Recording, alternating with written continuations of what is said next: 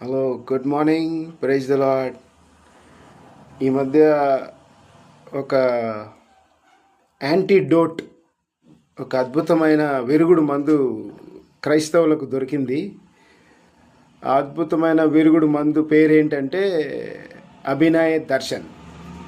So ఈ antidote ఎవరి కోసం అంటే దేవుని పేరున, అంటే యేసుక్రీస్తు పేరున, ఆయన నామమున పరిచర్య అని చెప్పి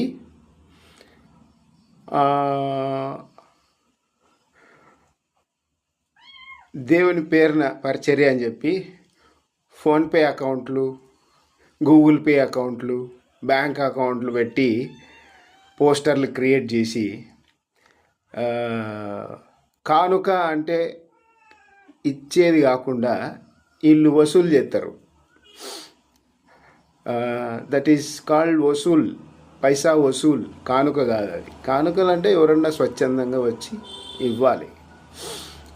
ఇది దేనికి సాదృశ్యం అంటే ఈ దేవుని సేవ చేసుకుంటున్న పాస్టర్లు, ఈ గూగుల్ పేలు, ఫోన్పేలు పెట్టి చేసే పాస్టర్లు, వాళ్ళ దుస్తులు వేరే ఉంటాయి, వాళ్ళ కార్యకలాపాలు రిచ్గా ఉంటాయి. వాళ్ళ లైఫ్ స్టైల్ మాత్రము చర్చికి వచ్చే సగటు విశ్వాసి కంటే ఒక 20 రెట్లు ఎక్కువ ఉంటుంది. చర్చికి వచ్చే విశ్వాసి 20 రూపాయల ఆటోకి పోతుంది అని చెప్పి నడుచుకుంటూ వస్తాడు, కానీ ఈయన మాత్రం కారులోనే వస్తాడు.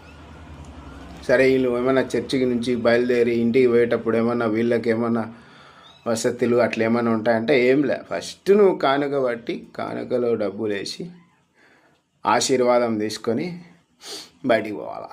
సో ఇలాంటి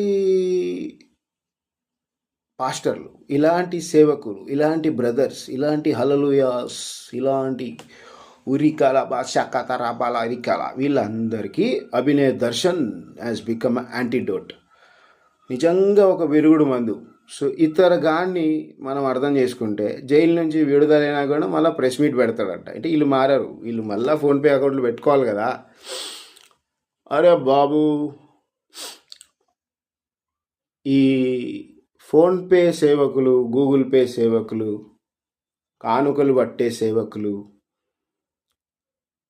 వీళ్ళందరికీ బయట మార్కెట్లో విరుగుడు వచ్చేసింది. అభినయ్ దర్శన్, థ్యాంక్ యూ అన్నా. దీని అమ్మ, నువ్వైతే మంచిగా బయటకు వచ్చినావు. ఇట్లాంటి వాళ్ళు మనోళ్ళు ఉన్నారు అని బయట పెట్టినావు. నువ్వైతే వీళ్ళకి ఒక మంచి విరుగుడు మంది అయినావు. మంచి విరుగుడు మంది నువ్వు. దేవుడిని